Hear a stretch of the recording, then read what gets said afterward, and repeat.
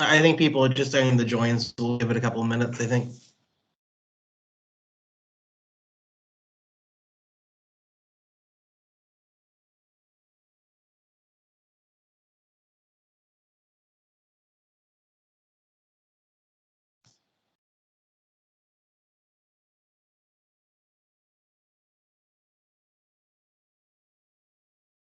And popular destinations for the golden year skyrockets, we've got some pretty cool ideas for retooling your work plans.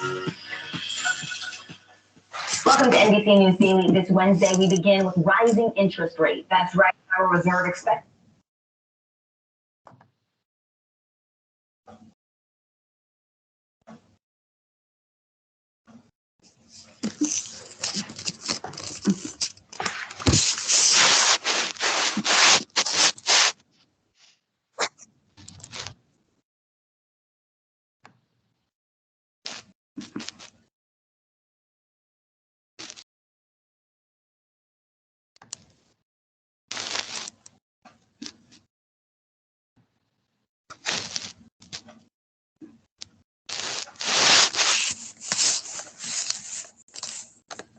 Just putting out a reminder, if you're not a member of the committee, can you please mute yourself? Some background noise coming from someone.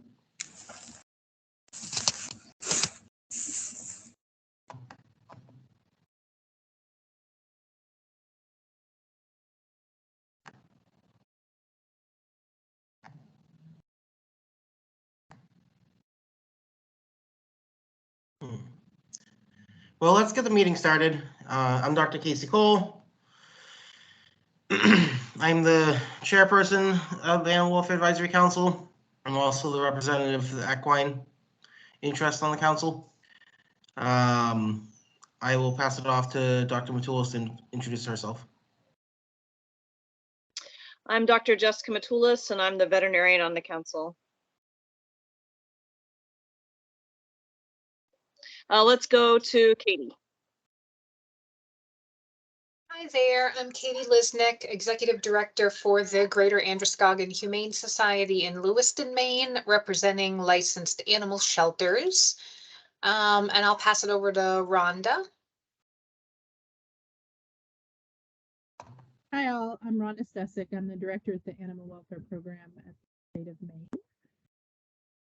Pass it to Stacy Ober.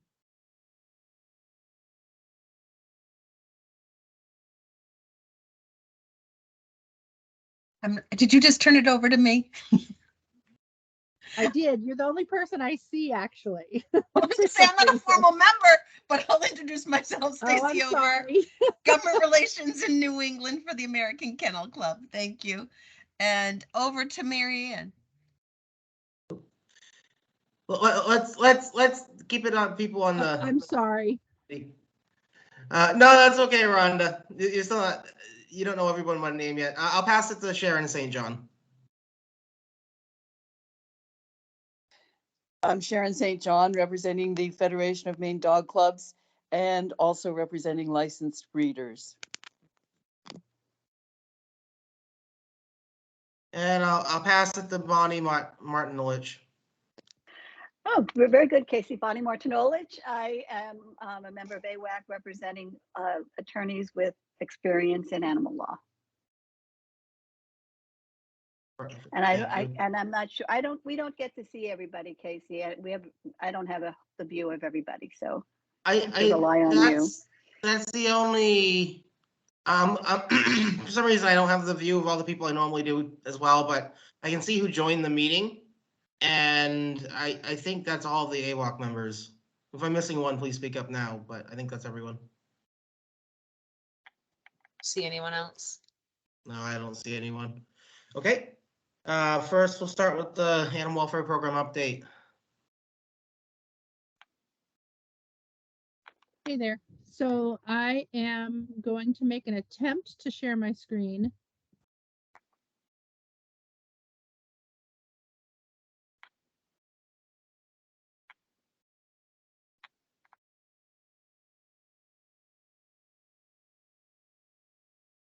I am not sure why this looks so goofy today.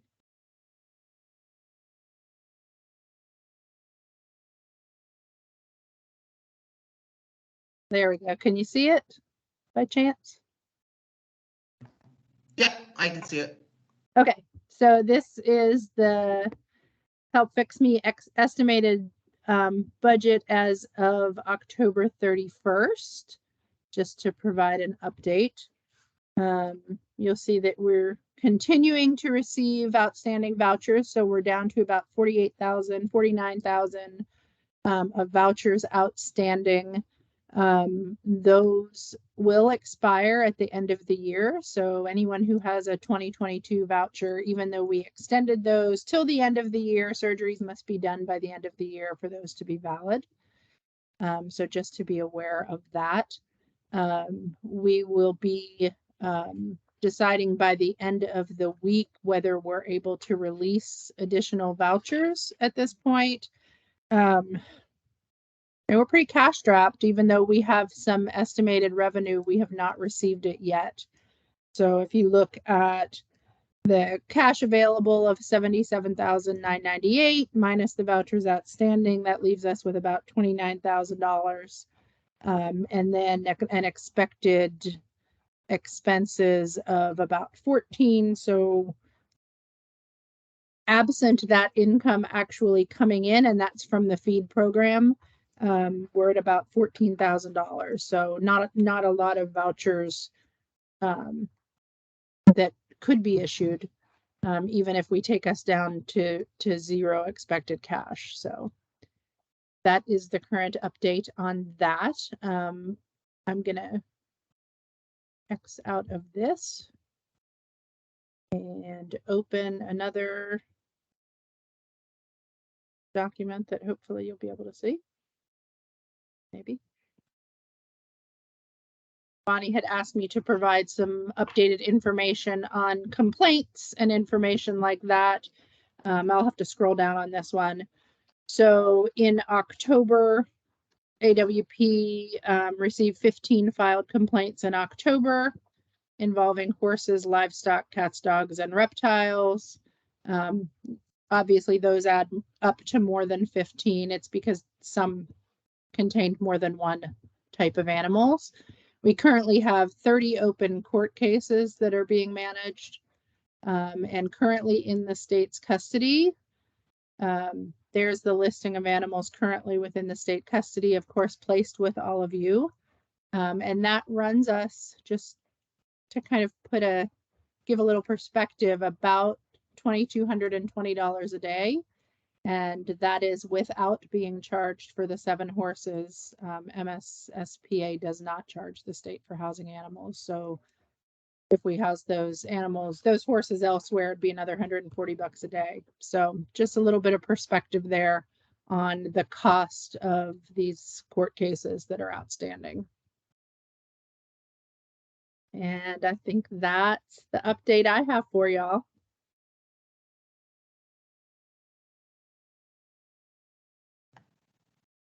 Were we going to mention the need for vaccines in Yes, Washington County? correct. Yes, thank you for the reminder. So just something that I think everybody needs to be aware of is, you know, we spend a lot of time on Help Fix Me and where that's at and where we're at in the rulemaking process, which it's continuing to move, which I didn't mention before. So hopefully they will officially start that process soon. Draft rules have been pushed up. But something that we are encountering that I'd like everyone to be aware of and kind of think about is the lack of access to basic care, particularly in the northern counties. We are seeing a regular struggle with folks even being able to get rabies vaccines right now. We have, you know, agents that are called out on other things. They, of course, always ask about vaccinations and licenses. And we also have ACOs that are being called with complaints. And then one of the questions, of course, is current vaccines and licensing. And we were running into a lot of people that don't have licensed animals or can't get licensed animals because, of course, a license requires a rabies vaccine and they can't get their animals in for rabies vaccine. And in most of these cases, it is not for a lack of trying. We are even when I had a humane agent step in at some point to try to help someone get, I think it was 3 dogs, may have been 4 in just for basic rabies vaccines that they were overdue for. She couldn't find a vet to do it in Aroostook County. And the only veterinarian who was willing to even entertain was one that was not taking new clients at the moment, was requiring an application for new clients. And even if they got to them, which they had previously applied to be a new client, they didn't know how long after they got to them that they'd actually be able to get them in for a rabies vaccine. So I had some communication, obviously, with Casey about the possibility of vaccine clinics in some of those northern locations. We've had some other I've had some other discussion with AWS. Abigail, thank you for your time. With respect to maybe coordinating that with some of the spay-neuter mobiles that are going up, but it is an incredible need and something that the committee definitely needs to be thinking about. We do not want a rabies outbreak. And people are willing, but they're not able to get it. And that's just the very basics. If they're not able to get in for that, they're also not able to get in for skin issues or things that are relatively minor, but they can grow into much bigger things. We don't want those to turn into neglect and cruelty cases when the capacity for that care to be provided simply isn't there. So it's something we've all got to wrap our minds around. Do you think the people affected would be willing to drive to like a more central location? Like if we had a vaccine clinic in Bangor, would that be doable for people? That's hours for many of these people. I know. Yeah. I'm just trying to think of a game. Yeah. It's hard to get people out to them too. Right. I do, but it's tough. I mean, if you're really thinking about the expenditure of resources to get 100 people to Bangor from the northern counties versus us getting there somehow, it's a far less expenditure of total resources. And they, a lot of folks are really strapped cash wise. Some don't drive, but can get somebody to take their dogs to a local place, but they're not going to be able to get them to Bangor. Yeah, it's hard. There's no easy solution, but it's something we've got to figure out how to approach and solve. Basic animal welfare, not to mention human welfare. I know I've asked around a little bit. One of the big questions is, would there be any way for us to get some funding for that? Get vet tech involved as well. I don't personally know any vets up there, so but I'm starting to get feelers out for this, but I haven't really got many useful answers, unfortunately. Right. Yeah. There is, and I want to say it's probably limited to nonprofits applying, although animal control may be able to apply depending upon what entities would be involved. But Petco Love, formerly the Petco Foundation, they are donating combo vaccines for dogs and cats. So the FVRCP and the DAPPV, I never get the initials correct, but they're donating those to nonprofits for use. They don't do rabies, but at least, hey, you're spending half the amount of money. You can focus any available funds on rabies vaccines and get those other ones possibly for free to give out to the community. So definitely something to explore once there's kind of a core group of groups that could be putting this together. And I'm sure MainFed, Abigail's on the call as well. We're helping to assist to get veterinarians up there to do spay-neuter clinics, which also includes the vaccines. So I'm sure MainFed would be interested in engaging if there are some local veterinarians or groups up there that wanted to help put something together. Right. And I will say that I did receive information about a vaccine clinic that Holton Humane is hosting on December 10th. That information will be posted on the AWP page. probably not today, but hopefully by the end of the week, so that information is at least there.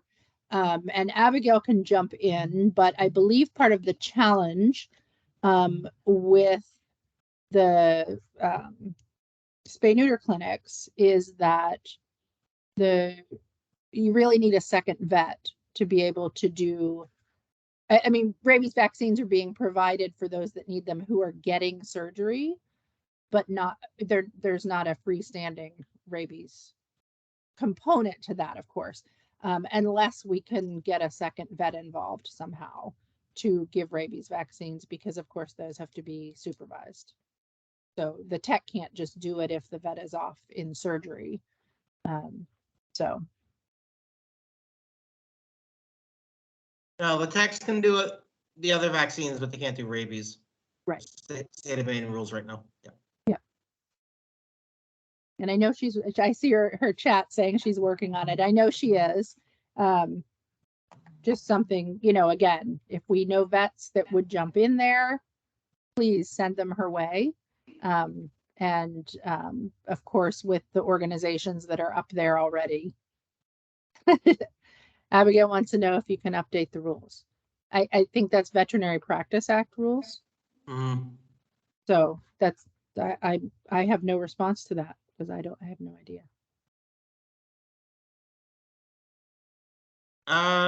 Anyway, I think it's going to take a village on this one. Yeah, this one's going to be a lot of coordination. Abigail, do you have my contact info? If you don't, I can have Rhonda. Okay, perfect. Okay. I couldn't remember who has it. I think almost everyone has it anyways. Yeah, we can coordinate some more on that and try to get some people up there. Okay, perfect. Great. Thanks for the reminder, Casey. I'd spaced that out for a minute. Oh, no problem. I've been emailing some people back and forth, so it's been on my mind recently as well. Okay. The next thing on the agenda, go back to the Horse Polling Commission. I don't have any volunteers. I know Dr. Matula said you might be willing to do this. Is that something you're still willing to do? As long as there's no objections, I'm happy to appoint you as our person we recommend for the Horse Polling Commission, our representative. Perfect. Casey, if you could send me an email saying Sure. that she's so that I can get that over to the liaison for that, that would be great. Yeah, and we'll get Dr. Matula in touch with Miles too. Right? Perfect. Yeah. Okay. Perfect. Okay. Moving on, we'll jump to the subcommittee discussions. I know not everyone's here. We'll start with the ACO subcommittee.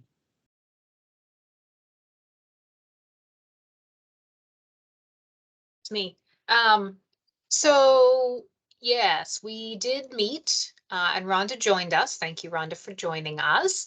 The meeting caught me a little off guard, I'll have to say, because we had posted it, and then apparently it got sent around to all the towns and the cities. So we had a bunch of town managers join that I was not expecting, but it was very lovely.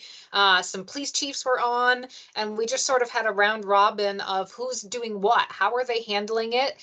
It was a lot of larger towns that have actual police departments, and the bulk of them are utilizing the police department to perform animal control duties. So they have either a part-time or a full-time ACO that works for the PD, or they're interfacing somehow through the PD so that police officers are filling in when the ACO is not there. So that seemed to be the most common mechanism from the people that were in the meeting. And all of them agreed that having animal control integrated with the police department is really crucial for communications, for data tracking, for, just the backup if they're going into a more dangerous situation, that they know about it, that they have those, those resources to be able to tap into. We did hear from a couple of regionalization examples, one of which is a brand new one in Hancock County. And thank you, Rhonda, for getting me in touch with Doug, who put me in touch with Stu, town manager for Lemoyne. And they are actively working on hiring the full-time animal control officer for the county of Hancock that municipalities can contract through the county to provide animal control services at a base rate, which guarantees the ACO a certain level of income and benefits.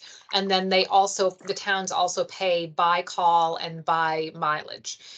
So an interesting way to be doing it. Lincoln County is doing something similar. They do have a full-time ACO working for the sheriff's department. So, right, so that committee, I mean, the most recent committee was really just information gathering. I do have those notes I can share to all of you, so you can just sort of see what each of those communities is doing. And we'll be reconvening hopefully sometime in later November again to talk some more. There's still a couple areas that we want to hear from, a couple other examples of regionalization that we're trying to still connect with and hear how they're doing it.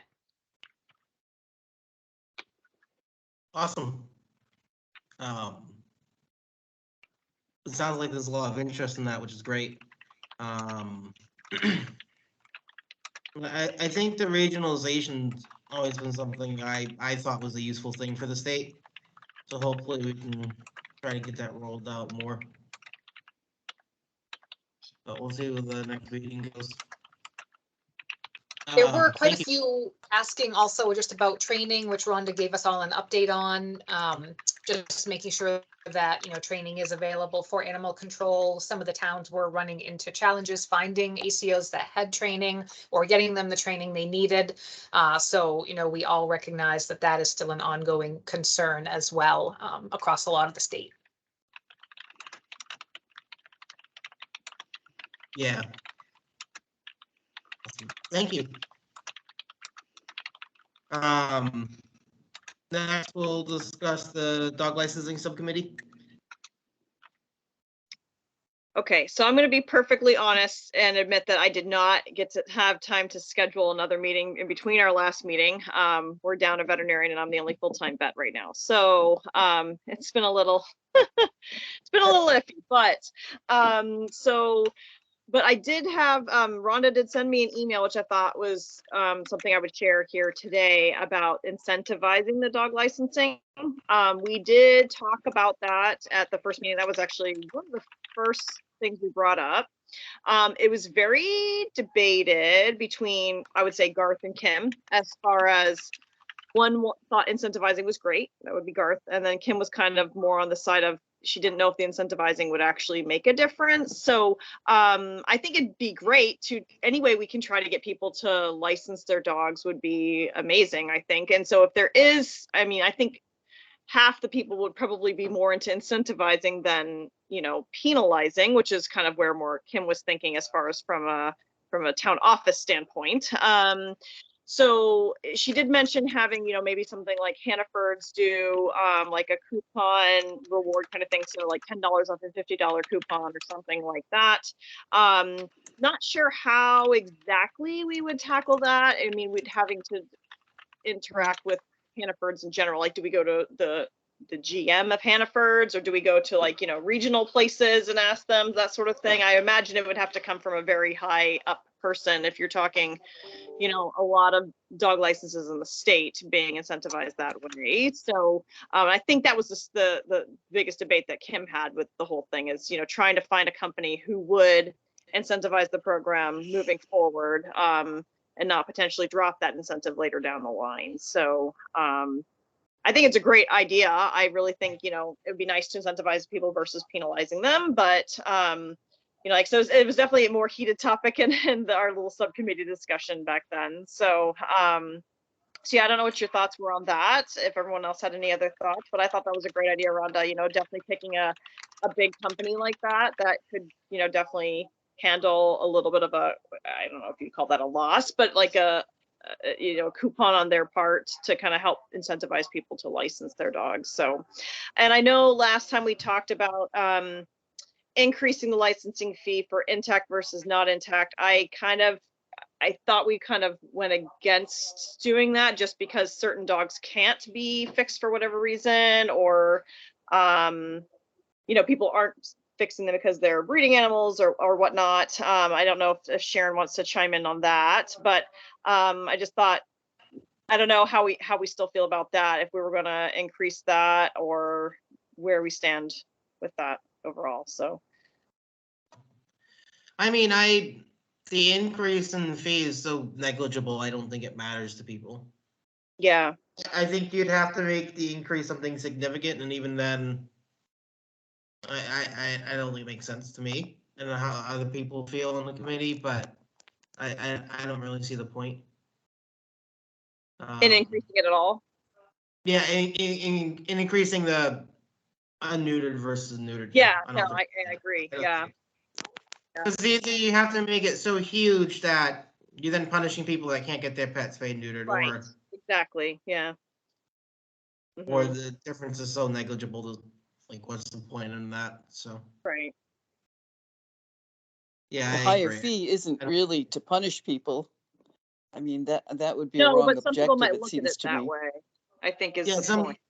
yeah, Because they're intact, I definitely know, I've had a couple clients who would, they want to get their animal fixed before they get the licensing, because I think there already is some sort of, well, maybe it depends on the town, but I feel like there are some towns that must be charging a higher fee for intact animals, because I know I've had a couple clients be like, well, I want to get her fixed before I get a license so that I don't have to pay more or something, so.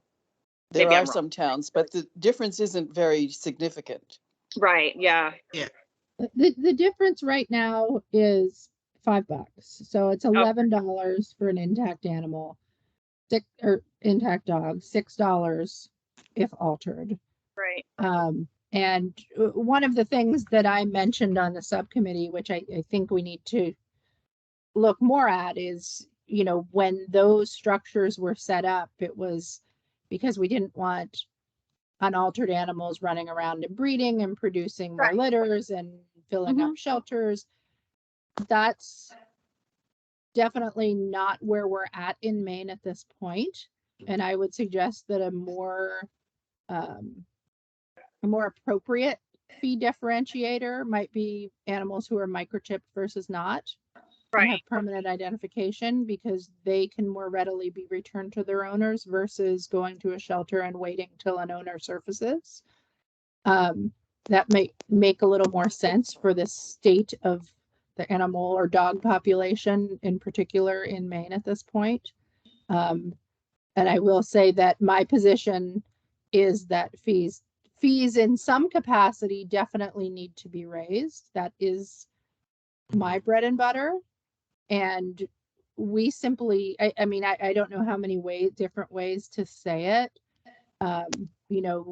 We simply cannot perform all of the tasks that are assigned to us in the AWP on the current revenue that's coming in. That is the reality. And it's been a long time since any fees were increased in licensing. And I do think it needs to be done smartly and in a way that makes sense. And I think incentivizing makes sense, whether that's through coupons, whether that's through a free ride home if you're licensed, whatever that looks like. But there does have to be some thought and hard thinking given within this committee about how revenue gets raised for AWP if we are to continue with all of the things we are charged with. yeah. And I think raising the fees is the best way to do it. yes, absolutely. The only thing I was saying is I just don't think we need to have a difference in fee between altered and unaltered animals. I think it should just I be a agree flat. with that. I think one fee for all registrations. Did we talk? I thought we talked last time about increasing it like $5 or something like that per license, or correct me if I'm wrong. I feel like we did, I think we did.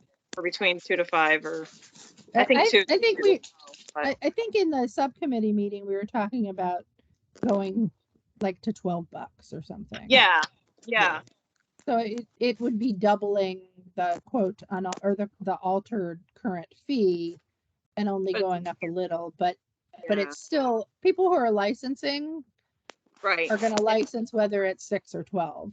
right. Yeah. It's not gonna stop anybody from registering.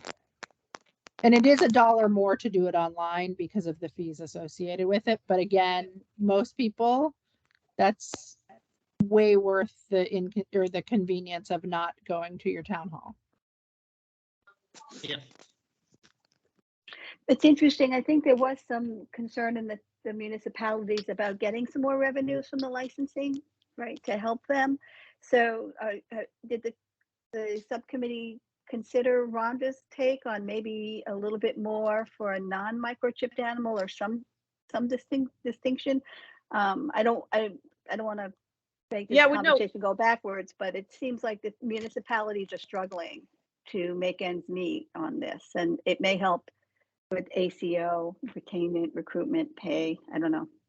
Mm-hmm. Yeah, no, I think that's a good idea. Definitely increasing it. I guess the question is how much, if we're increasing it in general to, let's just say we're all from, day one, we're doing $12 for all licensing animals, right? Okay, so if they're microchipped, if they're not microchipped, are they going to go up another $5? Or are they going to, I guess we just have to determine as a group what is an acceptable increase for those non-microchipped animals. So I would suggest that we look at other types of licensing in the state and what the change in licensing fees have been from the time, whatever the time they were established as what they are now, or as what they were when the $6 and $12 went into effect versus now, and look at those percentage changes and make it make sense with those. Mm-hmm. Yeah. Which only doesn't work if nobody's changed anything, but I'm pretty sure that's not accurate. I'd be shocked if people didn't change something. Yeah. Between then and now. Is it only $1 going to municipalities in licensing? Yeah. Yep. Actually, no. It's $1 of altered animal. Wait, it's $1 of one and $3 of another. Okay. So Yeah, would we increase? So that would get increased as well. Double. I mean, if we're going to be doubling fees, will we double what goes to the municipalities? I think that's lookable. I mean, I think the subcommittee has to look at that and see what makes sense. Yeah.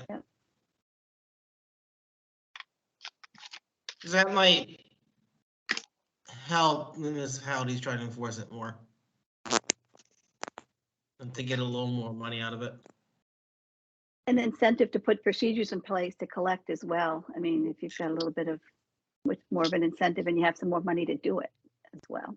I know that was one of Kim's biggest arguments was that, as a town officer, she was saying how, they're doing a lot of the work as far as processing these licenses. So, and if they do only get $1 of that, if we're going to increase it, something should definitely go to them. So if they're going to continue to do most of the work, unless that online thing, like I said, we do that and something happens with, veterinarians getting involved, and then it would lighten the load a little bit, but.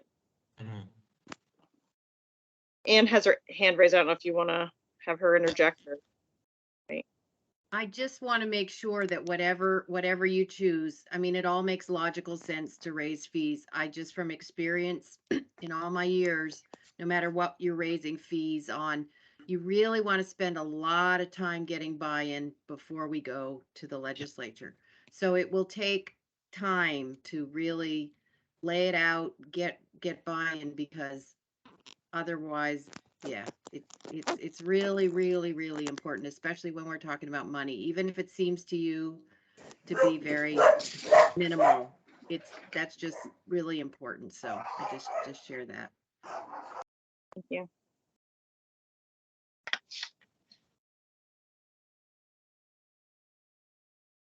Okay. Any more thoughts on dog licensing for now? I mean, I like the idea, and I think most of the shelters would like the idea of a differential to help incentivize microchipping.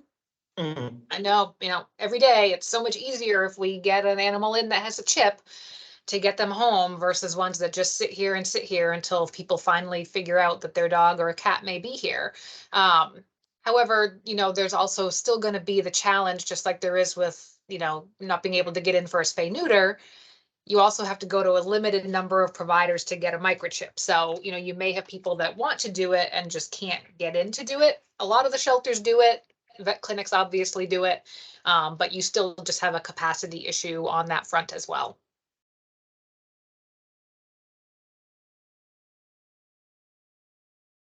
Yeah, I'm gonna be honest, it's pretty rare for us to have a client come in that just wants a microchip applied. They definitely have more nail trims than anything, the techs do, but there's a rare request for a microchip being applied, but most of the time it is a doctor appointment of some degree because it's a new puppy or new kitten, and they want to make sure they're microchip before they, run away. So, but that is a good idea, definitely trying to promote that a little bit more. We can do more of that, I think, on our front as far as veterinarians go, but Yeah, it's part of my puppy kitten visit, so. Yeah. We see, and I'm just speaking for my own shelter. I don't know the kind of the stats for others, but at the vaccine clinics that we do, I would say a good 40% of animals are getting microchips because we do microchips at the same time as the vaccines. And it's a lot of new animals that have not necessarily come to one of our clinics before, and they also do not have a veterinarian of record because they can't get in anywhere. So we're seeing a lot of new animals that need chips and trying to give them as cheaply as we possibly can to get as many of them chipped as possible. But if we're working on getting vaccine clinics around the state, we definitely should include microchipping as well at a reasonable rate. That's the key right there, the reasonable rate thing, right? Yeah. You unfortunately can't give that stuff away, I mean, it's even as a veterinarian who just had her own cat microchipped, it cost me $60, $40 to get it implanted and 20 to register her, and I'm a veterinarian, like I didn't get a discount. So that's a hard sell to ask someone to eat $60 times however many thousands of animals need to be microchipped, even from a veterinary standpoint, but it's hard for us to get them to spay and neuter an animal for discounted, so I feel you. I definitely I think that's, something we should do, but again, it comes down to finances too, so. It does. We're down to, we charge 20 for ours. And Yeah. that's, we're pretty much just breaking even on it. But, obviously we're a nonprofit, so that's our mission. So yeah, 20, I'd say 20 and 25 are the kind of the cheapest around that I've seen.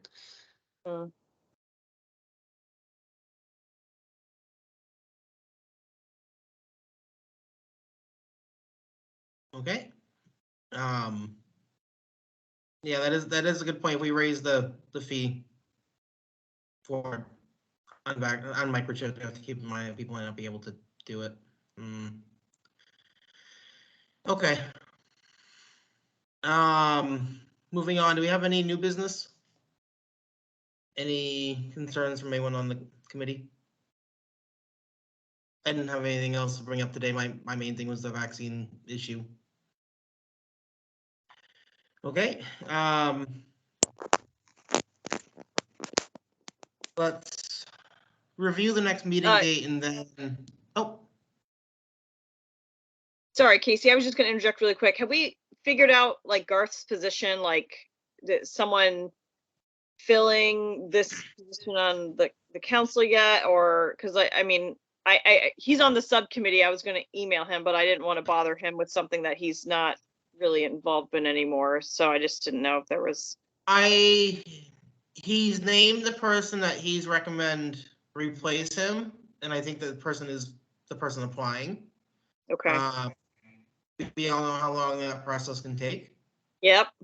But I can see if I have her contact info and get it to you, because we can see if she wants to join the committee. Yeah, it'd be nice to get her input anyway, because like I said, right now it's just myself and Sharon and Kim, but it's. Yeah, obviously she's an ACO, but she's an ACO in a bigger city than me. So she'll be useful. I'll see. I'm pretty sure I have her contact info. I'll see if I can get it to you. I If have not, it too. She's on the ACO subcommittee, or she joined the most recent meeting. I know she's Oh, perfect. interested, so I would think she would be very interested in joining yours as well. Her name's Rue. She's a Portland ACO.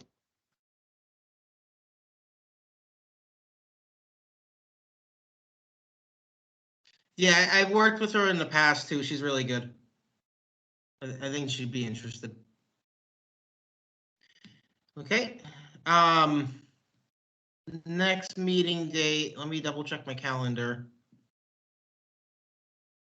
Find my calendar. I have us at the December 14th at 1 p.m. Does that still work for everybody?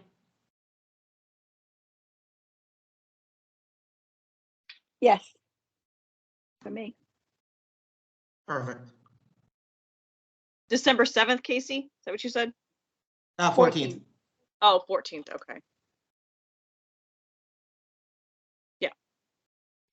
Perfect. Okay. Now I'm opening up the meeting to public comment. Stacy, you have your hand up? Thank you, Casey.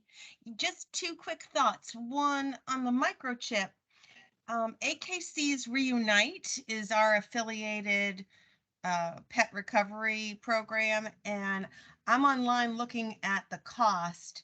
AKC Reunite is a not-for-profit as well. And just by way of example, you can get a 25 count microchip with prepaid enrollment and a tag for $15.50 per microchip. So that includes your enrollment, and that's not, you don't have to annually re-enroll. That's a lifetime enrollment, unlike other microchip companies. So I just throw that out there. And then if you just wanted the microchip itself, a box of 25, they're $10 per microchip. So it sounds like that might be a cost savings, or if you were to do, a large event, that might be an option. And then the second is, I know it's kind of like a long-term plan solution, but the Maine Federation of Dog Clubs and also AKC, we had pushed hard for passage of LD 1885, which is the scholarship program for veterinarians that graduate and will practice in Maine. And so I wondered, when you talked about Northern Maine and the lack of veterinarians there for doing the rabies vaccinations, I was going to ask whether or not those individuals could be of any help, in terms of reaching out to any of those who benefited from that scholarship. Some of them may be, horse veterinarians or gone into agriculture or whatever, but if you were to put an event together, as a give back for their scholarship or loan forgiveness, maybe you could get some together for a Sunday or something and doing a rabies clinic. So I'm just trying to identify a resource that you might have. I think that scholarship falls under the Department of Ag, Rhonda, in terms of issuing it. And one of the criteria was for it to go to somebody who was going to practice in a needy area of the state. So I don't know where that's at. Unfortunately, we had sought, I think, 3 additional scholarships, and in the end, they only appropriated for 1 additional student spot, but it's a multi-year, every year, and they increased the dollar amount as well, and what would be forgiven under the loan. So the last thing I'll say is we do have a kennel club way up there in central Aroostook County. On their Facebook page, they say they have 155 members. So I just throw it out there in the event, I know the secretary, in the event you were going to put together some kind of a clinic, perhaps they would be some manpower to help with that too. So I just wanted to throw out some ideas on that, on solving that problem. Awesome. Thank you. I know at least anyone that's received that scholarship recently would definitely be farm animal. The change in the scholarship is now allowing emergency veterinarians too. So they might not be comfortable doing vaccines on small animals. they're a farm animal vet. That's the one thing. I'm sure they probably are fine with it. That's one consideration. It's not challenging to give small animals rabies vaccines, but just throwing that out. I do like that thought because they might be willing to help. Thank you. And thank you for finding the microchip. I don't think most of us knew. I don't know microchip costs myself in emergency, but I didn't know there was one that cheap. Yeah, it's bundled, you know what I mean? You'd have to buy 25. That's why it might not be for everybody, but if you're buying in bulk, that sounds like a more affordable option than what others mentioned. So I thought I would just share it. Thanks. Thank you. Katie, you have your hand up still? I do, and it related to Jessica's question actually too. I was going to ask about Garth's position, but can you also mention what other positions right now are currently vacant? I know one of them is the local animal welfare interest or animal welfare group, but I wasn't sure if there were any others that were currently open. Yes, I think so. I can't remember off the top of my head. I think there's an opening for the person representing pet store interests for that general role.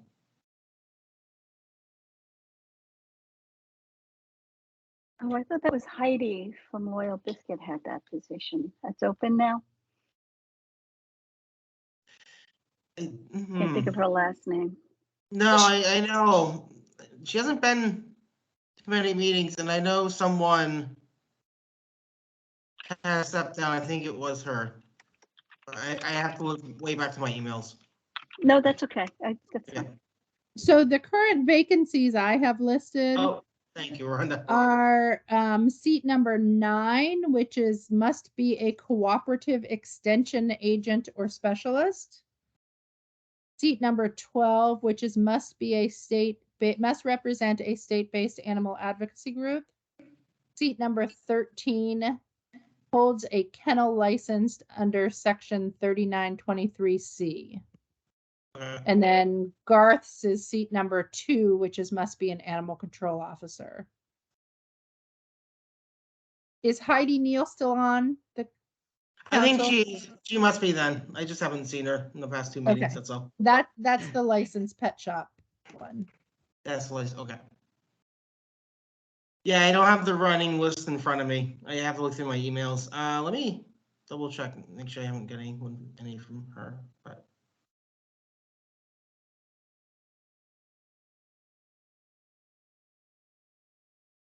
yeah, I don't see. I think she's still on then. Okay.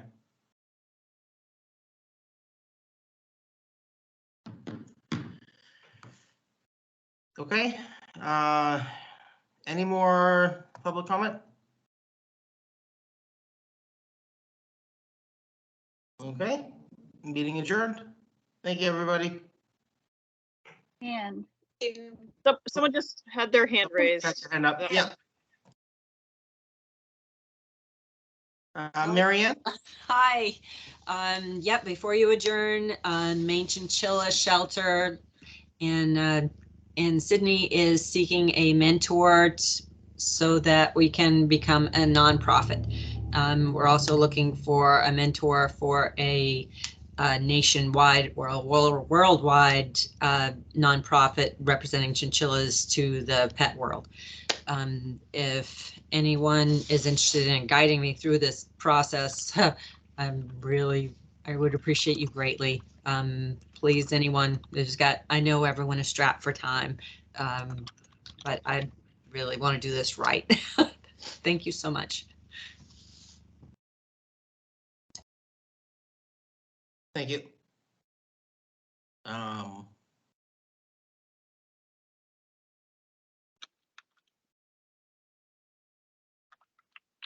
Yeah, I don't know anyone myself, and I'm not an expert on that. I wish I could help you. But, okay. Any more thoughts?